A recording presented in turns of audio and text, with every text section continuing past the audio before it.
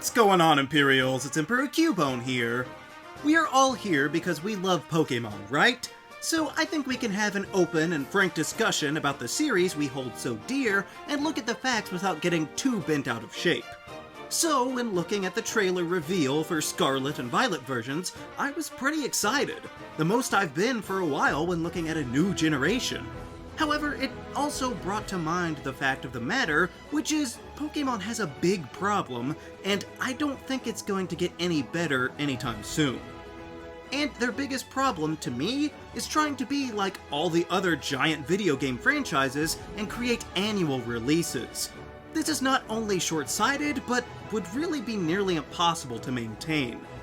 I understand that maybe why Call of Duty pumps out a new copy every year, since it's mostly based on online play, and while Pokémon does have an online combat component, I would wager that the majority of the sales they get are people who just want to check out the new Pokémon and the maps. So maybe then they think they have to keep those aspects fresh to get people back every year, but I'm here to tell you that it might be counterintuitive, but they'd be better off taking the foot off the gas just a little bit.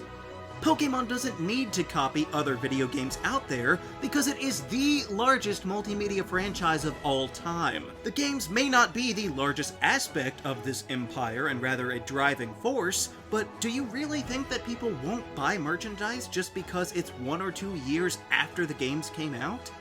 I get the idea. A game every year means money every year. And that's great in theory, but would you really be sacrificing that much if you waited a year and got 50% more on both titles? Now, who's to say that the numbers would work out perfectly, but they have to know that putting things so close together means that will force some people out. Not everyone has the funds to buy a new full-priced Pokémon game every year.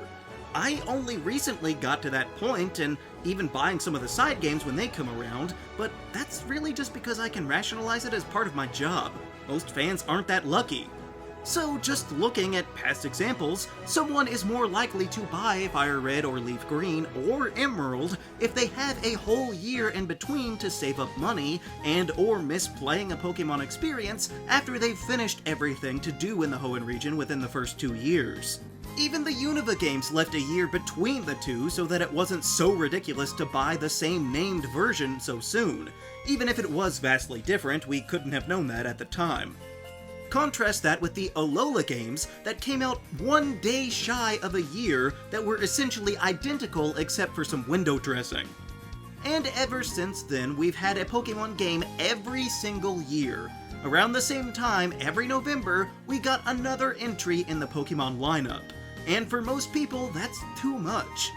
You would probably get the majority to finish the main story, but very few people will have 100%ed the game before they get a whole new list of obligations to fulfill, which can be enough for some people to pass. I really do believe their desire for short-term profits is coming at the cost of long-term gains. It is a sheer fact of Pokémon that every time there is a second generation on a console, it never does as well as the first. And that will be the case for Scarlet and Violet. I just don't see a way around it in the current environment. However, given the goodwill that Gen 9 has seemed to generate in such a short time, I do think that there could have been a way for it to surpass its predecessor. If there had been a year or two off to let people yearn for more Pokémon, they would be all on board for this new exciting development. But even more importantly, they could have just made Sword and Shield as beloved as Scarlet and Violet in the first place. Because that's another massive downside of this annualization of Pokémon, in that the development time is severely cut short. Put aside the National Dex controversy, because that probably would have happened eventually with nearly 1,000 Pokemon out there, but the first new generation on the Switch was plagued with people pointing to trees and other environments and complaining about how rushed everything looked. Now, I'm not one to be a graphics snob, but they did kind of have a point when bringing up the Pokemon animations, and how the models were pretty definitively imports straight from the 3DS. If that's what you're going to do, I'm fine with that, but don't lie about it and say how much work it's going to be to make all of the Pokemon for a new console. But what else could you expect when these games had to come out 1 year after Let's Go Pikachu and Eevee?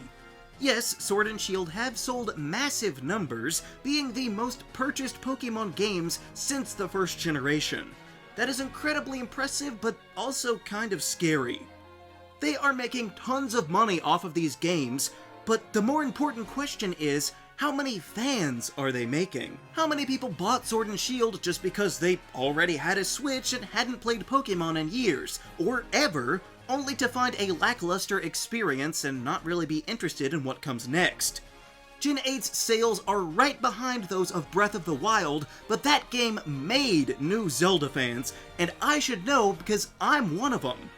I had never played a Zelda game before, but after my great experience in Hyrule, I went back and bought a bunch of other ones to play for myself. If you love Galar with all your heart, I am truly glad for you, but how many people will grow to love Pokemon from playing that game? And that's my point. You can get a lot of people's money now, but if you send it out haphazardly, how many of those people will you alienate and lose out on a lifetime of sales?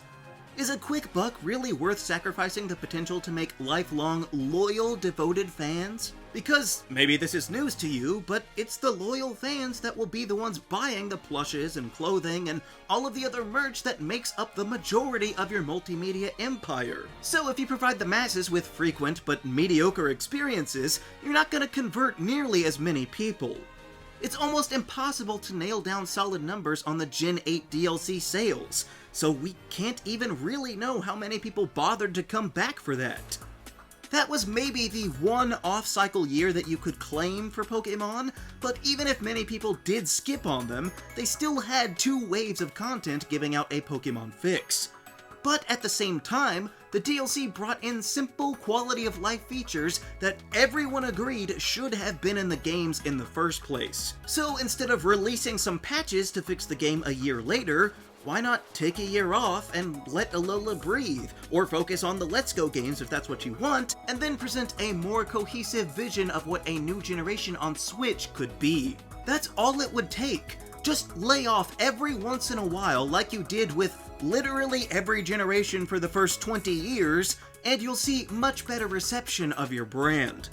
Again, money isn't everything, and financial success now is great, but if people tire of annual controversies, they might look for a less contentious hobby. Because even if you're raking in the dough, it's undeniable that Pokemon has seen an outcry every year post Sun and Moon. Those first Gen 7 games were received well. People liked the shakeup of standard Pokemon. But then the Ultra games came out and were far too similar. And not even a Pokemon game for the Switch? Then the next year, we did see a Pokemon experience on the Switch as another Kanto remake. Really? Only the original 151? Then of course there was Sword and Shield and all of that, and then the DLC was announced and people said, why should I pay you to fix a game that you didn't finish? And most recently, we saw people rip the Diamond and Pearl remakes for their looks and for not changing anything. And whether that's fair or not, these things happening every year is enough to overshadow any goodwill these games might be able to create given time. Pokémon Legends Arceus seems to be the one breakout that can rise above most controversy to be universally recognized as at least an attempt to do something outside the norm. But it would be all the more special if it were more than a few months away from a game that divided people so much. And the thing is, it's not like it's a foreign concept to Pokémon, since they've pushed off games before when they weren't ready. Isn't that much better than sending out a half-finished product because they can't meet an arbitrary deadline the developers set on themselves? Yeah, I know that there's an anime and movies that need inspiration, but each game has like a dozen legendaries to draw from, so there are plenty of movie options. And the way that the current anime is going, they could maintain this format almost indefinitely until another generation comes along. So the external responsibilities to the corporate overlords are not as pressing as they once were. And no matter what you think of Pokemon designs or even the game directions over the years, you have to admit that it would allow greater creative freedom to give just a little bit more time for the developers to flesh out all of their ideas. We could have actually had that Flygon Mega Evolution if they didn't feel so pressured to get the game on the shelves in such a short time. Obviously, we've only seen the beginnings of Gen 9, but the textures on the Pokemon that we've known look amazing. And it might still be early to comment on the starter since we only know the initial stages, and many people have already claimed their favorites, but was there really no other option for water beyond one that we've seen multiple times before? And as much as I might be enthralled by Fuecoco, we've only ever had 24 starters, and they're already making another one from a crocodile? Now, maybe more time wouldn't have made a difference there, who's to say, but it shouldn't even be a possibility that it could enter our minds that they're getting stretched too thin, with constantly churning out material every year for the better part of a decade. Maybe this is all a moot point because they'll never go a year without possibly getting as much money in the holidays as they can, despite the fact that they could easily have anchored a whole year on the side games like Pokemon Snap or Mystery Dungeon and the like, instead of cramming those in between mainline games just to be forgotten. But maybe they would rather have consistently average Pokemon than take big risks and possibly get massively rewarded for the rest of time. I can relate to that. Would I rather have tons of average performing videos that are fairly standard in topics and presentation? Or would I rather think outside the box and flex my creativity, knowing there's an equal chance for massive success or embarrassing failure? Some days I would like a little consistency, but I feel that creative control is more important than assured profitability. And if anyone can afford to take a few risks, it's the ridiculously loaded Pokemon franchise. Please, Pokemon, I know that you've stolen my ideas before, so please just listen to this one. Gen 9 looks pretty good so far, so once we're there, take a second, step back, and just really think about what you want to do before diving in next. I get that maybe you want to distance yourself from Gen 8 and the controversy, just like the shortened life of the Wii U failure ushered in the Switch. But in that vein, let Gen 9 stick around for a good long while, and it can be just as strong as the console that you put it on. Because, as we know, a delayed game is eventually good, but a rushed game is forever bad. Who am I kidding? We're all gonna buy this anyway. How do you think Pokemon should balance quality and quantity? Let me know down in the comments. Also be sure to leave a like, share this video, and subscribe so that you too can become an Imperial today. And we'll see you around next time!